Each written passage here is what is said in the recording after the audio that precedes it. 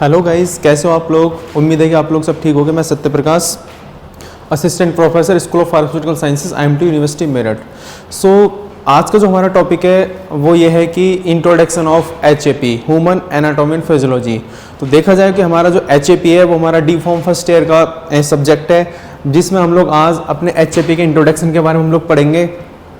तो बेसिकली देखा जाए कि जो HAP है सबसे मेन पार्ट है, क्योंकि हमारा फर्स्ट जो चैप्टर होता है वो हमारा HAP के अंदर इंट्रोडक्शन होता है कि इंट्रोडक्शन बेसिकली HAP का इंट्रोडक्शन है क्या। तो today I will discuss about only introduction of HAP, human anatomy and physiology. सबसे पहले हम लोग अपने इंट्रोडक्शन की बात करते हैं कि HAP होता क्या, ह्यूमन एनाटॉमी एंड फिजियोलॉजी। तो ह्यूमन एनाटॉमी एंड फिजियोलॉजी, तो एनाटॉमी की अगर बात करें तो anatomy is made up of two Greek word, ana means up and और टिमोस मीन्स कट। तो basically anatomy is the science study of the body structure and coordination among the various body structure. It is generally term which is include human anatomy, animal anatomy and plant anatomy. तो basically anatomy के अंदर हम लोग जो हमारी anatomy है, anatomy का मतलब यह है कि हम लोग जो भी बॉडी की स्ट्रक्चर्स है हम उसके बारे में प्रॉपरली स्टडी करते हैं। अभी बॉडी की स्ट्रक्चर की बात करें तो देखा जाए कि हमारी बॉडी के अंदर टोटल 11 सिस्टम्स होते हैं। टोटली जो 11 सिस्टम्स होते हैं हम लोग उनकी स्ट्रक्चर की स्टडी की बात करते हैं। एनाटॉमी के अंदर देखा जाए हमारा यूरिनरी सिस्टम है, रेस्पिरेटरी सिस्टम है, सेंट्रल नर्वस सिस्टम है, डाइजेस्टिव सिस्टम है, एक्सेट्रा हमारे 11 सिस्टम है। उनको हमें प्रॉपर तरीके से यहाँ पर उनकी स्टडी, जो उनकी स्ट्रक्चर की जो स्टडी है दैट इज कॉल्ड एनाटॉमी।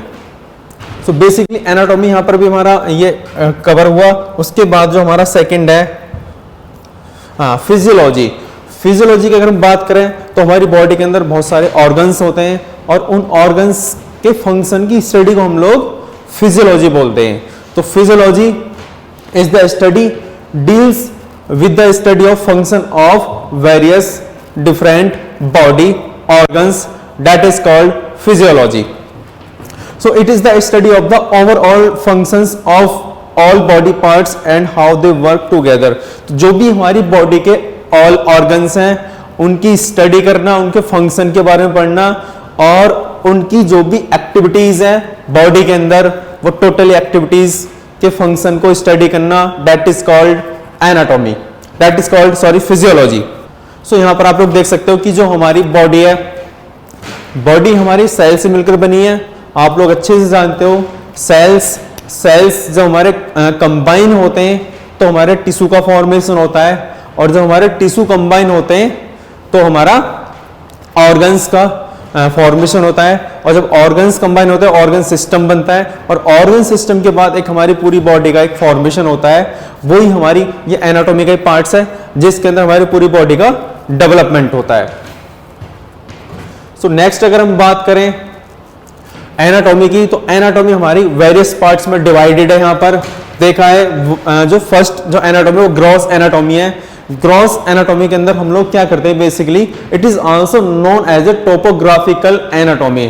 तो ग्रॉस एनाटॉमी के अंदर हम लोग जो भी बॉडी की स्ट्रक्चर्स होती हैं उनको विदाउट माइक्रोस्कोप उनको स्टडी करते हैं, उनको विदाउट माइक्रोस्कोप सीन करते हैं प्रॉपर तरीके से कि जो भी हमारा ऑर्गन्स है या बॉडी का कोई भी पार्ट्स है वो किस लोकेशन पर प्रेजेंट है, उसका क्या शेप है, क्या साइज है, वो सारा हमारा ग्रॉस एनाटॉमी के अंदर आता है। अभी आप लोग यहाँ पर देखते हो it includes the study of such anatomical structures which can be seen with the naked eyes. Only हम लोग आईज से ही इसको हम देखेंगे, यहाँ पर माइक्रोस्कोप की कोई जरूरत नहीं है।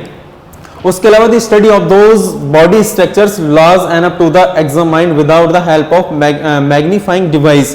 तो यहाँ पर जैसे मैंने आपको बताया कोई भी डिवाइस का हमें यूज नहीं करना है, चाहे वो कंपाउंड माइक्रोस्कोप है, चाहे हमारा वो इलेक्ट्रॉनिक माइक्रोस्कोप है, तो हमें यहाँ पर किसी भी डिवाइस का यूज नहीं करना है, उसी को हम लोग ग्रॉस एनाटॉमी बोलते हैं। उसके बाद जो हमारा सेकंड एनाटॉमी का जो पार्ट है वो है माइक्रोस्कोपिक एनाटॉमी। अभी हम लोग यहाँ पर माइक्रोस्कोप से हम लोग जानते हैं कि माइक्रोस्कोप क्या है, एक ऐसा इंस्ट्रूमेंट है, एक ऐसी डिवाइस है जिस हम कोई भी बैक्टीरिया, कोई भी माइक्रो ऑर्गेनिज्म को अपनी आई से नहीं देख सकते हैं, तो वहां पर हम लोग माइक्रोस्कोप का यूज करके हम उस पार्टिकुलर ऑर्गेनिज्म को या पार्टिकुलर किसी भी बॉडी के पार्ट्स को बड़े आसानी से हम लोग सीन कर सकते हैं। तो देखा जाए तो बेसिकली बेसिकली यहाँ पर हमारा माइक्रोस्कोपिक एनाटॉमी बात करें तो माइक्रो मींस स्मॉल, जो जिन पार्ट्स को हम अपने आई से नहीं देख सकते उनको हम माइक्रोस्कोपिक एनाटॉमी के अंदर उसकी स्टडी करेंगे। It is the branch of anatomy that relies on the use of microscopes to examine the smallest structure of the body, tissues, cell and molecules. तो जो भी हमारी बॉडी के अंदर टिश्यूज, मॉलिक्यूल्स या फिर हमारे सेल्स हैं, उन सबकी स्टडी जो हम करेंगे वो हम माइक्रोस्कोपिक एनाटॉमी के अंदर करेंगे। उसके बाद after that surface anatomy, surface anatomy या फिर सुपरफिशियल एनाटॉमी बोलते हैं इसको हम लोग। It is the study of external anatomical features without dissection. Regional anatomy focus on specific external internal regions of the body. तो यहाँ पर बेसिकली जो हमारा सरफेस एनाटॉमी होता है, यहाँ पर बॉडी की जो सरफेस होती है वहां पर फील करके हम लोग किसी भी बॉडी के पार्ट्स की हम लोग स्टडी करते हैं। उसके अलावा such as the head of chest, जैसे हमारा चेस्ट हो गया, बैक चेस्ट हो गया, इस तरीके से it help us the identification and the location of other body structure surrounding them like the muscles, nerve, blood vessels. तो जो भी हमारी बॉडी के अंदर पार्ट, जो भी हमारे पार्ट्स हैं, ऑर्गन्स हैं, उनको हम लोग यहाँ पर उनकी लोकेशन का पता लगाएंगे कि किस लोकेशन वो प्रेजेंट है, उनका शेप क्या है, उनका साइज क्या है। तो that is called surface anatomy. Third, अभी हमारे यहाँ पर थर्ड कंप्लीट हुआ। उसके बाद अगर हम यहाँ पर फोर्थ की बात करें तो हमारा कंपैरेटिव एनाटॉमी। कंपैरेटिव आप जानते हो कि एक दूसरे को कंपैरिजन करना। तो कंपैरिजन एनाटॉमी के अंदर हम लोग यहाँ पर आप लोग देख सकते हो कि ह्यूमन हो गया, तुम्हारा एनिमल्स हो गया, उनके जो भी बॉडी के स्ट्रक्चर्स हैं या बॉडी के जो भी पार्ट्स हैं उनको आपस में कंपेयर करना, that is called comparative anatomy. It is the study of similarities and differences in the anatomy of different species, यानी कि बॉडी के जो भी पार्ट्स। अभी यहाँ पर एक एग्जांपल ले रखे हम लोग, जैसे हमारा ह्यूमन हैंड है, अभी डॉग का हैंड देखें तो इसकी शेप साइज में कितना डिफरेंट आ रहा है, या फिर जो हमारी बर्ड्स है उसका अगर हम देखते हैं तो उसके जो शेप साइज है वो उसमें कितना चेंजेस आ रहा है, या फिर हमारी कोई वेल है उसके अगर हम स्ट्रक्चर की बात करते हैं तो उसके शेप साइज में कितना चेंजेस आ रहा है, उसी स्टडी को हम लोग कंपैरेटिव एनाटॉमी बोलेंगे। तो यहाँ पर जो भी चेंजेस आ रहे हैं ह्यूमन या एनिमल के स्ट्रक्चर्स में, that is called comparative anatomy. Next, developmental of anatomy. अभी यहाँ पर डेवलपमेंट की बात करें तो किसी चीज का डेवलपमेंट होना, इस मींस अगर देखा जाए कि जब से हमारा जन्म होता है, जन्म से लेकर डेथ तक की जो स्टडी है, that is called development anatomy. Basically यहाँ पर जो हमारा जन्म होता है, जन्म से लेकर डेथ तक का जो भी हमारा टाइमिंग है, उसकी स्टडी को हम लोग डेवलपमेंट एनाटॉमी बोलते हैं। यहाँ पर आप लोग देख सकते हो, this anatomy is mainly used to study the different structural changes in the body, यानी बॉडी के अंदर जो भी चेंजेस हो रहे हैं, चाहे वो कोई ऑर्गन्स का साइज बढ़ रहा है या घट रहा है, या कोई भी हमारी बॉडी के अंदर इंजरीज हो रही है, उसी कंडीशंस में जो चेंजेस हो रहे हैं which occurs throughout the life span, embryology, development anatomy is used known as the completely without the development process before the child birth. तो यहाँ पर जब 8 वीक्स का जो हमारा बेबी होता है या जब डेवलपमेंट होता है एम्ब्रियोलॉजी के अंदर, एक प्रॉपर तरीके से फर्टिलाइजेशन होता है, और 8 वीक्स का जब हमारा कंप्लीटली हो जाता है उसकी टाइमिंग, तब हमारा डेवलपमेंट एनाटॉमी वहां पर स्टार्ट होता है। Got it. उसके बाद हमारा यहाँ पर ये जो हमारा प्रोसेस था ओनली एनाटॉमी का डेवलपमेंट था। उसके बाद अब यहाँ पर हम लोग फिजियोलॉजी के जो हमारे पार्ट्स हैं, ये भी हमारे वेरियस पार्ट्स हैं। तो जो सबसे पहला पार्ट्स है हमारा, वो है हमारा फिजियोलॉजी का सिस्टम फिजियोलॉजी। अब सिस्टम फिजियोलॉजी की अगर बात करें तो it is the study of complete functioning of the body system. देख, अब जैसे मैंने आपको बताया था कि बॉडी के अंदर 11 सिस्टम्स होते हैं। अब 11 सिस्टम्स की अगर हम बात करें, प्रॉपर उनके फंक्शंस, प्रॉपर लोकेशन, तो that is called system physiology. तो वहां पर जो भी हमारे सिस्टम्स हैं, ऑल ओवर सिस्टम्स 11 सिस्टम है, उनके जो भी फंक्शंस हैं, उनकी स्टडी को हम लोग सिस्टम फिजियोलॉजी बोलेंगे। उसके साथ साथ हमारा कंपैरेटिव फिजियोलॉजी। कंपैरेटिव फिजियोलॉजी के अंदर हमारे it is the study of various characteristics of living organisms, यानी जो भी हमारी बॉडी के लिविंग ऑर्गेनिजम्स हैं उनकी स्टडी को हम लोग कंपैरेटिव फिजियोलॉजी बोलेंगे। उसके बाद हमारा जो थर्ड है हमारा, यहाँ पर आप लोग देख सकते हो, ये हमारा जो थर्ड है मेडिकल फिजियोलॉजी। तो मेडिकल फिजियोलॉजी के अंदर बेसिकली स्टडी क्या है? It is the study of physiological dysfunctions and other disease related to the functioning of the human body systems. तो मेडिकल फिजियोलॉजी के अंदर जो भी हमारी बॉडी के अंदर डिसफंक्शंस कॉज हो रहे हैं या कोई भी डिजीज कॉज हो रही है, वो हमारी जो स्टडी होगी वो हमारी मेडिकल फिजियोलॉजी के अंदर स्टडी होगी। उसके बाद हमारा स्पेशल फिजियोलॉजी, स्पेशल फिजियोलॉजी के अंदर हम लोग स्टडी करते हैं कोई भी स्पेसिफिक हमारी बॉडी का ऑर्गन्स है, उसके हम प्रॉपर तरीके से यहाँ पर स्टडी करेंगे, चाहे वो हमारा लीवर है, चाहे वो हमारा किडनी है, चाहे वो हमारा स्टमक है, चाहे हमारा इंटेस्टाइन है, एक्सेट्रा जो भी हमारा ऑर्गन्स है उसकी स्पेसिफिक स्टडी को हम लोग बोलेंगे स्पेशल फिजियोलॉजी। ये जो भी हमारी बॉडी का स्पेसिफिक ऑर्गन्स है और उसके जो भी हम लोग फंक्शंस के बारे में देख रहे हैं, that is called specific physiology. So next अगर हम बात करें स्कोप ऑफ एनाटॉमी। अभी हमको पता है कि भाई एनाटॉमी होता क्या, हमने इतना देख लिया, कौन कौन सा हमें बॉडी के पार्ट्स के बारे में स्टडी करनी है, कौन से ऑर्गन्स का हमें फंक्शन की स्टडी करनी है, वो सारा हमने देख लिया। अब यहाँ पर जो हमारा एनाटॉमी है उसका किस किस साइड में, किस किस मार्केट में जाके उसका स्कोप है, और उसके साथ साथ एनाटॉमी की अगर हम बात करें, एनाटॉमी फिजियोलॉजी की, तो यहाँ पर बेसिकली स्कोप क्या क्या है, तो यहाँ पर हम स्कोप की बात कर रहे हैं। बेसिकली जो फर्स्ट हमारा स्कोप है वो है हमारा न्यूरोफिजियोलॉजी। तो न्यूरोफिजियोलॉजी के अंदर जो भी हमारे बॉडी के नर्व सेल्स होती हैं उनके जो फंक्शंस होते हैं, उनकी फंक्शन की स्टडी को हम लोग न्यूरोफिजियोलॉजी बोलेंगे। तो यहाँ पर जो सबसे पहला स्कोप है हमारा एनाटॉमी का, वो है हमारा functional properties of nerve cells. Second endocrinology.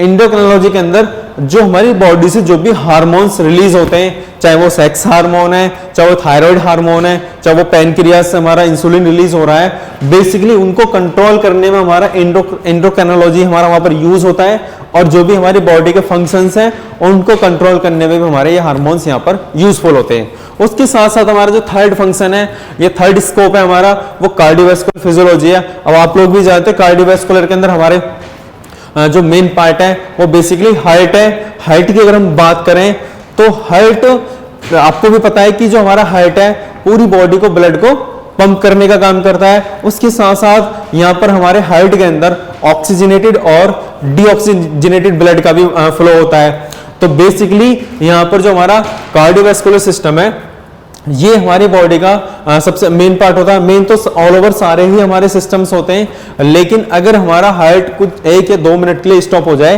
तो ऐसी कंडीशंस में बिल्कुल हमारी बॉडी एकदम डेथ कंडीशन में चली जाएगी।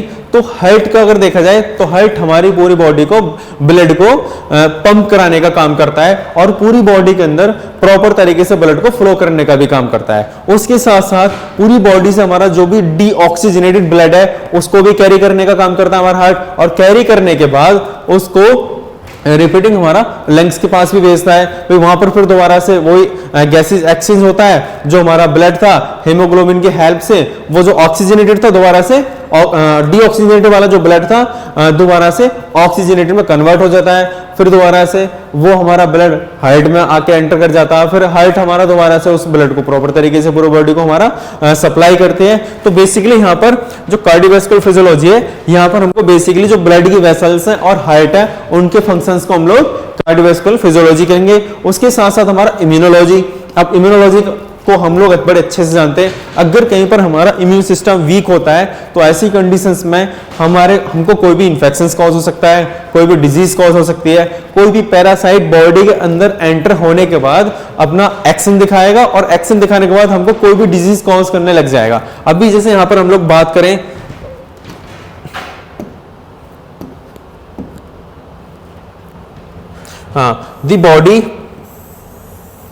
the body defenses against causing microorganism। तो हमारे यहाँ पर जो इम्यूनोलॉजी है या इम्यून सिस्टम है वो बेसिकली उसका जो मेन काम ये होता है कि अगर कोई भी हमारी बॉडी के अंदर माइक्रो ऑर्गेनिज्म या कोई भी पैरासाइट या कोई भी बैक्टीरिया एंटर होता है तो वहां पर ये हमको उससे प्रोटेक्ट करता है बॉडी को, और उसके साथ साथ उस पर्टिकुलर बैक्टीरिया से या माइक्रो ऑर्गेनिज्म से फाइट करेगा और उसको किल करने की कहीं ना कहीं पर कोशिश करेगा। अगर ऐसी कंडीशन में कभी कभी क्या होता है कि हमारा इम्यून सिस्टम वीक हुआ जहां पर, तो तुरंत हमको एकदम कोई भी डिजीज होना स्टार्ट हो सकती है ऐसी कंडीशंस में, या कोई वायरल लग जाए या कोई बैक्टीरिया एंटर हो जाए या कोई भी पैरासाइट्स एंटर होता है, तो ऐसी कंडीशंस में कोई भी डिजीज हमारी बॉडी को हो सकती है। उसके बाद हमारा जो नेक्स्ट है वो हमारा रेस्पिरेटरी फिजियोलॉजी है। अब रेस्पिरेटरी फिजियोलॉजी का जो मेन पार्ट है वो हमारा लंग्स है, और लंग्स का जो मेन फंक्शन है देखा जाए तो लंग्स हमारी गैसेस को एक्सचेंज करने का काम करता है, means to take O2 and release CO2। तो यहां पर लंग्स की बात करें तो लंग्स भी हमारा एक रेस्पिरेशन प्रोसेस के अंदर आता है, और हमारा ये मेन जो स्टार्ट होता है हमारा नोज से स्टार्ट होता है, और नोज से स्टार्ट होता हुआ नोज और माउथ से स्टार्ट होगा, और फेरिंग्स, लैरिंग्स और ट्रैकिया से होता हुआ सीधा हमारे लंग्स राइट और लेफ्ट साइड में हमारे लोकेटेड है, और उनसे जाकर ये कनेक्ट हो जाता है। और उसके साथ साथ यहाँ पर एक हमारा ट्रैकिया होता है।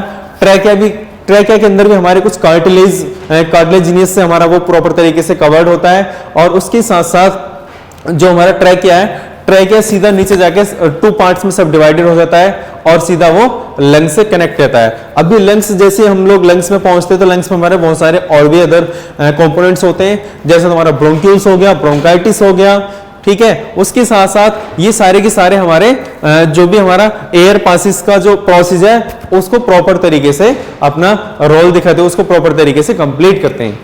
और बेसिकली यहाँ पर जो मेन है वो एयर पासिस है। एयर पास होगी लंग्स के अंदर, लंग्स उस एयर को कहां पर ट्रांसफर करेगा, हार्ट के पास भेजेगा उसको with the help of haemoglobin, और वहां से जो भी डी ऑक्सीजनेट ब्लड है वो प्रॉपर तरीके से लंग्स के पास आएगा, और लंग्स उस CO2 को बाहर रिलीज कर देगा, और दोबारा से मतलब एक तरीके से रेस्पिरेशन प्रोसेस है, ये 24 आवर चलता ही रहता है हमारा। ओके, सो नेक्स्ट है हमारा, यहां पर हम नेक्स्ट की बात करें तो रीनल फिजियोलॉजी। रीनल फिजियोलॉजी के अंदर अगर हम बात करते हैं तो यहाँ पर इसको हम लोग रीनल फिजियोलॉजी या फिर हम लोग यूरिनरी सिस्टम भी बोल सकते हैं इसको, क्योंकि यहाँ पर हमारा बेसिकली जो रोल है वो किडनी का रोल है। अभी आपको पता है किडनी भी देखा जाए तो हमारी बॉडी का मेन पार्ट है, क्योंकि जो भी हमारी बॉडी के अंदर ब्लड्स है उसको फिल्टर करने का काम कौन करता है, किडनी करती है। अगर kidney by the way kidney के अंदर कोई भी डिजीज कॉज होती है या किडनी फेल हो जाती है तो ऐसी कंडीशंस में हमारा ब्लड का प्यूरिफिकेशन होना एकदम स्टॉप हो जाता है, और ऐसी कंडीशंस में जब हमारा ब्लड का प्यूरिफिकेशन होना स्टॉप हो जाएगा तो ब्लड के अंदर हमारे बहुत सारे टॉक्सिक सब्सटेंस वो ब्लड के अंदर ही एंटर करते रहेंगे, और ऐसी कंडीशंस में हमको ओडिमा भी हो सकता है। ओडिमा के साथ साथ हमारा जो हार्ट है, हार्ट पर भी बहुत ज्यादा इफेक्ट पड़ेगा, क्योंकि हमारे ब्लड के अंदर बहुत ज्यादा साल्टेशन इंक्रीज हो गई है, और उसके साथ साथ बहुत सारे टॉक्सिक सब्सटेंस जैसे अमोनिया हो गया तुम्हारा, अमोनिया के साथ साथ सोडियम, पोटेशियम, कैल्शियम या फिर मैग्नीशियम और अदर मिनरल्स या फिर एसिड्स, ये सारे के सारे जब हमारे ब्लड्स के अंदर जाएंगे तो ब्लड्स का पीएच कहीं ना कहीं पर या तो इंक्रीज हो जाएगा या डिक्रीज हो जाएगा। तो ऐसी कंडीशंस में एक प्रॉब्लम ये भी कॉज हो सकती है कि जब ब्लड के अंदर साल्टेशन इंक्रीज हो जाएगी तो ऐसी कंडीशंस में पेशेंट्स का जो बीपी है, ब्लड प्रेशर, वो भी कहीं ना कहीं पर इंक्रीज होना स्टार्ट हो जाएगा। तो यहाँ पर जो बेसिक है हमारा जो किडनी है, किडनी का जो मेन फंक्शन है वो ये कि ब्लड को प्रॉपर तरीके से प्यूरिफाई करे, और प्यूरिफाई करने के बाद जो भी हमारे ब्लड्स के अंदर टॉक्सिक सब्सटेंस हैं उनको प्रॉपर तरीके से बॉडी से आउट करने में पूरी यहाँ पर ये हेल्प करती है। उसके साथ साथ हमारा एक्सरसाइज फिजियोलॉजी, एक्सरसाइज फिजियोलॉजी के अंदर क्या है कि जो भी हमारे चेंजेस है सेल्स के अंदर, ऑर्गन्स के अंदर, वो बेसिकली हमारी जो मस्कुलर एक्टिविटीज है उसके ऊपर डिपेंड रहते हैं। अभी हम मसल्स की बात करें, अगर हम मसल्स को बहुत ज्यादा वर्क करा रहे हैं तो ऐसी कंडीशंस में उसकी जो शेप साइज है उसको हम चेंज कर सकते हैं। जैसे हम लोग जिम करते हैं, जिम के साथ साथ एक्सरसाइज करते हैं, चाहे वो रनिंग हो, चाहे कोई भारी वेट उठाना हो, चाहे कोई भी डंबल से एक्सरसाइज करना हो, तो बेसिकली जो भी प्रेशर मसल्स पे पड़ता है वो मसल्स क्या होती है, वहां पर कॉन्ट्रैक्शन और रिलैक्शन होती है। अभी जैसे मान लो हमने कोई भी डंबल से हमने एक्सरसाइज करना स्टार्ट कर दिया तो ऐसे केस में हमारी मसल्स क्या होगी, कॉन्ट्रैक्शन होगी। अब कॉन्ट्रैक्शन होगी तो क्या होगा, मसल्स का कहीं ना कहीं पर क्या है, उसका साइज भी इंक्रीज होगा। तो यहाँ पर जो बेसिकली एक्सरसाइज है वो मेनली यही है कि जो भी हमारी बॉडी की सेल्स या ऑर्गन्स हैं वो हमारी मस्कुलर एक्टिविटी पर डिपेंड रहेंगी। उसके बाद हमारा जो 9 स्कोप है, हाँ ये 9 स्कोप की बात करते हैं हम, पैथोफिजियोलॉजी। तो पैथोफिजियोलॉजी में बेसिकली होता क्या है, changes in the certain organ functions associated with the disease and enzyme. तो यहाँ पर जो बेसिकली सर्टेन ऑर्गन्स हैं उनमें जो भी चेंजेस हो रहा है या कोई भी डिजीज कॉज हो रही है, that is called pathophysiology. Pathophysiology. उसके बाद हमारा इसी का एक एग्जांपल की अगर हम बात करें तो चेंजेस क्या हो रहा है, जैसे changes in the kidney function, अगर हमारे किडनी का कोई भी फंक्शन चेंज होता है तो ऐसी कंडीशंस में, जैसे हमारा डायबिटिक कंडीशन है, तो डायबिटिक कंडीशन में हमको भी पता है कि जो हमारा ब्लड के हमारा ग्लूकोज का लेवल इंक्रीज हो जाता है, तो ऐसी कंडीशंस में हमारा किडनी के जो फंक्शन है वो कहीं ना कहीं पर चेंज हो जाते हैं।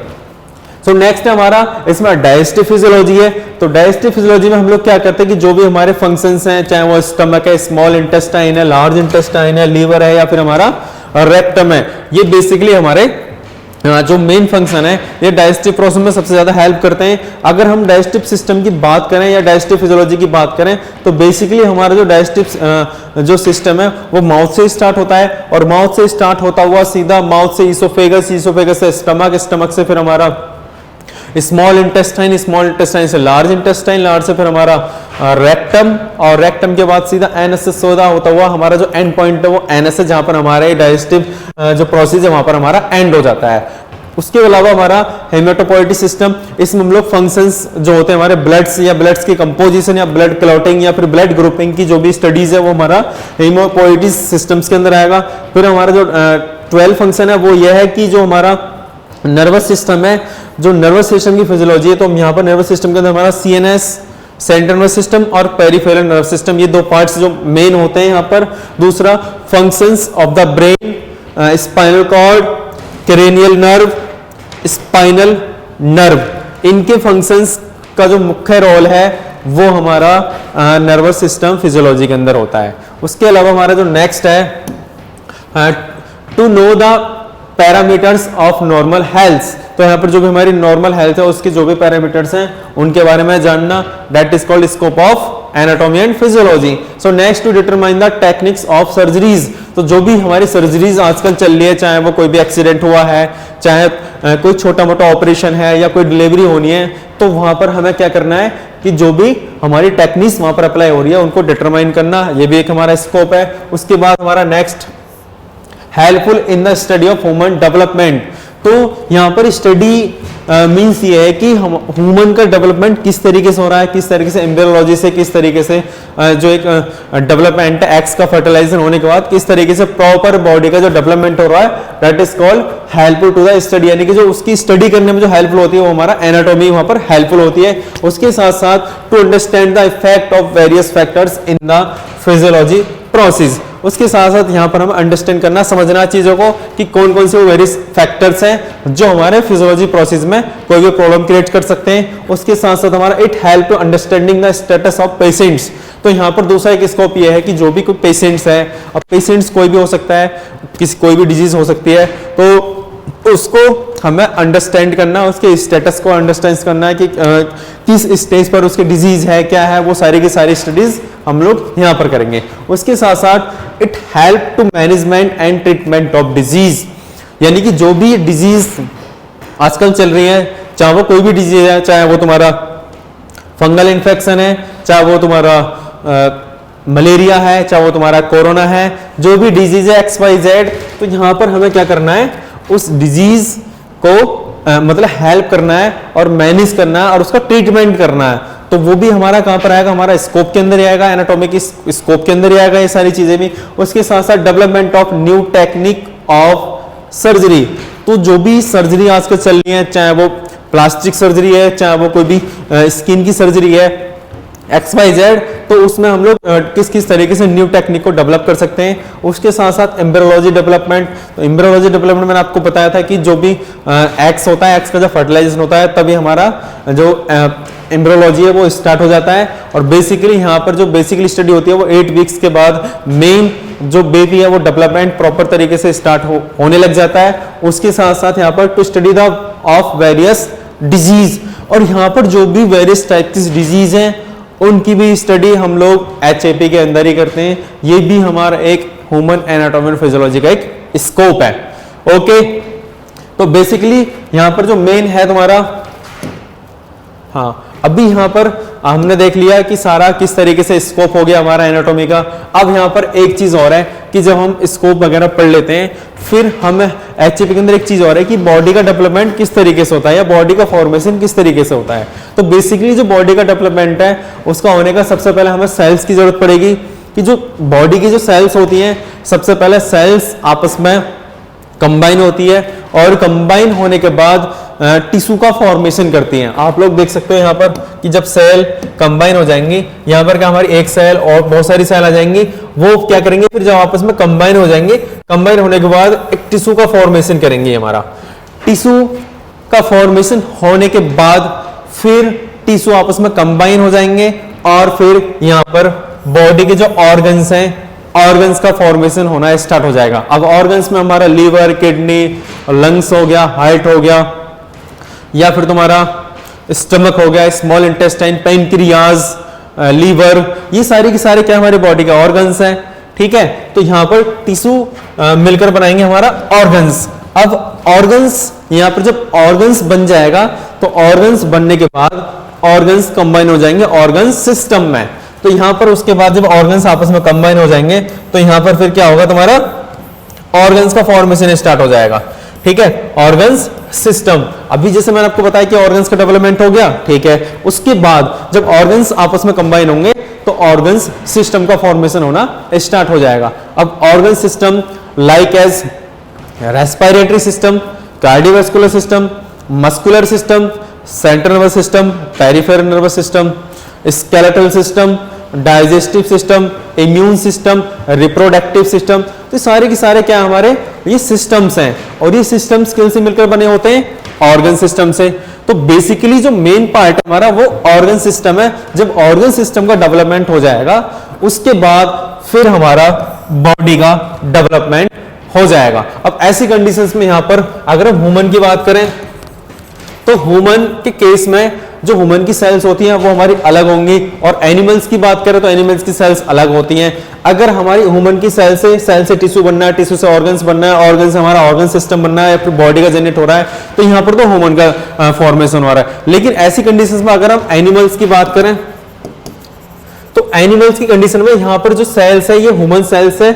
तो ऐसी कंडीशंस में जो एनिमल सेल्स जब डेवलप करेगी तो यही प्रोसेस हमारा एनिमल्स के अंदर होता है। वहां पर भी हमारी एनिमल सेल्स होती हैं, एनिमल सेल से हमारा टिश्यू जनरेट होता है, टिश्यू जनरेट होने के बाद हमारा ऑर्गन सिस्टम जनरेट होते हैं, ऑर्गन जनरेट होने के बाद फिर हमारा ऑर्गन सिस्टम जनरेट होते हैं, ऑर्गन सिस्टम जनरेट होने के बाद फिर एक बॉडी का पूरा फॉर्मेशन होता है। तो जैसी जिस टाइप की सेल्स है ऐसे ही बॉडी का फॉर्मेशन होगा। अब यही प्रोसेस हमारा प्लांट्स के अंदर होता है। अब प्लांट्स की भी वही सेल्स होती हैं, जो प्लांट्स की सेल होती हैं, प्लांट्स सेल्स जो मिलकर बन जाती हैं, टिश्यू बन जाते हैं, टिश्यू बनने के बाद फिर हमारा ऑर्गन्स बनने स्टार्ट हो जाते हैं, ऑर्गन्स बनने के बाद ऑर्गन सिस्टम बनते हैं और ऑर्गन सिस्टम बनने के बाद पूरा एक प्लांट्स का फॉर्मेशन हो जाता है।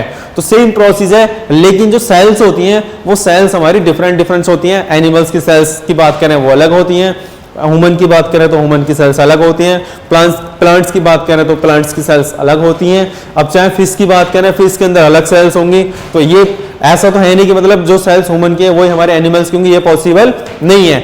जो जैसी सेल है वो उसी बॉडी का फॉर्मेशन करेगी। अगर ह्यूमन सेल है तो ह्यूमन बॉडी का फॉर्मेशन होगा और अगर एनिमल सेल है तो एनिमल बॉडी का फॉर्मेशन होगा।